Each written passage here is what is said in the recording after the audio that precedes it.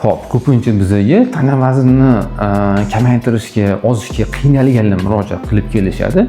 Ushbu bemorlarning asosiy muammosi ular juda ham ko'plab preparatlarni ichib ko'rishgan, qanaqadir fito choylar, fito diabet va hokazoga o'xshagan bir badlarni iste'mol qilishgan, lekin tana vazni kamaygan ma'lum bir vaqtda, lekin bundan tashqari tana vazni keyinchalik ko'payib ketishi, oldingi tana vazni nisbatan tana vazni yana ham ortib ketishi kabi muammolar bilan kelishmoqda. Bu endi asosiy sabablari juda ham ko'p. Bu yerda noto'g'ri ovqatlanish, gormonal buzilishlar, asab va hokazo sabablari ko'p.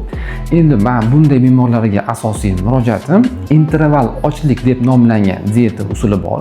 Ushbu usulni yaxshi tomoni tana vaznini bir me'yorda kamayish kuzatiladi. Bundan tashqari bemor asosan sog'lom ozadi.